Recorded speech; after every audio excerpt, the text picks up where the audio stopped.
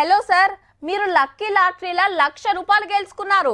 అవి మీ అకౌంట్లోకి రావాలంటే మొదలు కొన్ని ఛార్జీలు కట్టాలి మీరు. అట్లనా?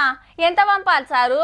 ఓ 10,000 పంపి అనగానే 1,00,000 రూపాయలు వస్తూనే ఉండే, 10,000 ఏమున్నదని కొడతారు కొందరు. ఈగేముంది, ఆ టెన్కన్ ఎత్తికి చేతులు పెట్టే కథే. ఇట్లా ఇప్పటిదాకా కొన్ని లక్షల మందికి గుండ్లు కొట్టిండ్రు, కొడుతున్నారు కూడా. కానీ ఓ తాన ఏమైందంటే చెప్పుడు కాదుల్లా, చూడాల్సిందే. మోసగాళ్ళనే మోసం చేసిన మనగాడు గీ అన్న పేరు భూపేంద్ర సింగ్, ఊరు ఉత్తరప్రదేశ్ రాష్ట్రం కాన్పూర్. మొన్నొకడు సిబిఐ ఆఫీసర్ అని ఫోన్ చేసి ఓ కేసులో నిన్ను అరెస్ట్ చేస్తాం, అట్లా కావద్దంటే 16,000 ఫోన్ పే చేయాలని ధమ్కి ఇచ్చిండట. ఆడు పక్క సైబర్ బడవేగాడే అని అన్నకు అర్థమయ్యి ఓ ఆట ఆడుకున్నానుకో రాదుండ్రి.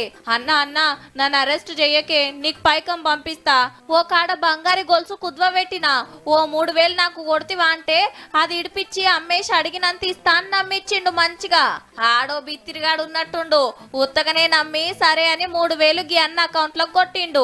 అన్న సావుకారి కాడికి వచ్చిండే, గా పైసలు జాలయంటనే, కావాలంటే మాట్లాడని దోస్తుకు ఫోన్ ఇచ్చి ఇంకో 4,480 గుంజిండు. జర్రసేపటికి మళ్ళా ఫోన్ చేసి బంగారం మీద 1,00,000 లోన్ ఇస్తా అంటుండు. ఛార్జీల కింద 3,000 కావాలనంట. ఎట్లా చేద్దామన్నా అనగానే నేను ఇస్తతి అని మళ్ళా కొట్టిండట అవతలోడు. మొత్తం 10,000 పంపినాక ఆ సైబర్ దొంగోనికి గప్పుడు సమజైనట్టుంది.